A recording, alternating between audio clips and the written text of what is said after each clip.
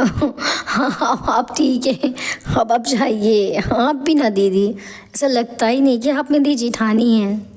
तभी वहाँ से शिवानी की माँ आ जाती है। शिवानी की माँ अपनी बेटी को उसके जेठानी के साथ इतना खिलखिला के हंसता देख वो अंदर ही अंदर जल भुन जाती है। तभी शिवानी और उसकी जेठानी शालिनी की नज़र उसकी माँ पर जाती है। अरे माँ आप कब आई? हमें तो पता भी नहीं चला। हाँ हाँ दिख रहा है सब, पता कहाँ से चलेगा माँ आई है तेरी। जब तू अपनी जेठानी के साथ इतना खुश है तो तुझे मेरी याद क्यों आएगी? शालिनी को उसके माँ के तेवर कुछ ठीक नहीं लगे, लेकिन उसने बिना कुछ कहे उन दोनों के लिए नाश्ता पानी लाने चले जाती है।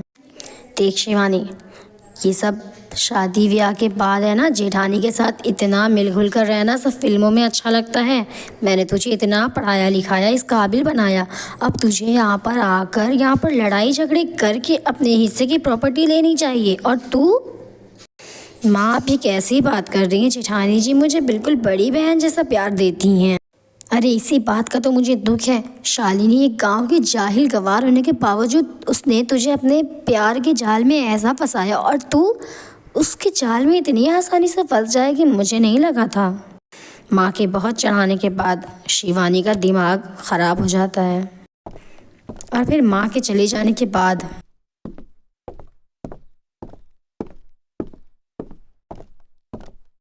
और अब शिवानी का रवैया शालिनी के लिए बिल्कुल बदल चुका था। माँ के भड़कावे में आकर शिवानी अपनी जेठानी शालिनी से बहस कर लेती है और उसके बाद दोनों अलग अलग अपने कमरे में बैठ जाते हैं। अब दोनों एक दूसरे के बिना बिल्कुल अकेले हो गए थे, क्योंकि दोनों के पति शहर में काम करते थे और उनके सास ससुर का देहांत हो चुका था। शिवानी क्या बात है, मुझसे साफ साफ बताओ, तुम मुझसे इस तरीके से व्यवहार क्यों रख रही हो, जबकि तुम मेरे साथ ऐसा कभी नहीं करती थी। अच्छा चलो छोड़ो, तुम्हारा मन नहीं है बताने का ना, कोई बात नहीं है। चलो हम साथ बैठकर चाय पीते हैं।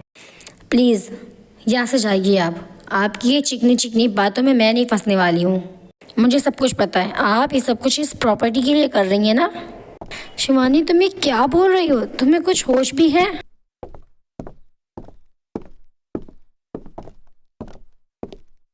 वैशाली शिवानी की बातों से बहुत दुखी थी। इसके बावजूद शिवानी अपने मायके चली गई। शिवानी ने अपनी जेठानी से बात करने तक ज़रूरी नहीं समझा। देखो लीला और कावेरी, तुम दोनों को आपस में मिलजुल कर रहना चाहिए। इस घर को जोड़ कर रखना तुम्हारा काम है। ऐसे आपस में झगड़ो मत तुम दोनों। और याद रखना, जहाँ लड़ाई झगड़ा होता है वो घर हमेशा बर्बाद रहता है। इसलिए तुम दोनों मिलजुल कर रहो। शिवानी सब कुछ देख लेती है कि कैसे उसकी माँ अपनी दोनों बहुओं को ये समझा रही है कि वो दोनों मिलकर रहें। अरे वाह माँ, ये तो तुमने बहुत अच्छा किया मेरे साथ। अपनी दोनों बहुओं को मिलजुल कर रहना सिखा रही हो आप, और मुझे उनसे लड़ाई झगड़े करने के लिए आप नसीहत देकर आई थी ना। मैं ही बेवकूफ़ थी जो आपकी बातों में आकर अपना घर बर्बाद कर ली।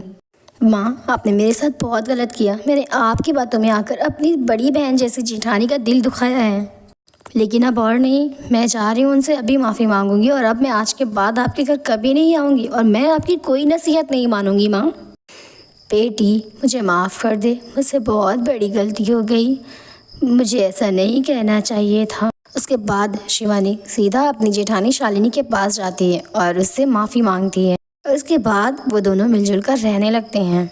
दोस्तों इस कहानी से हमें यही सीख मिलती है कि हमें किसी की भी बातों में आकर अपने घर को बर्बाद नहीं करना चाहिए।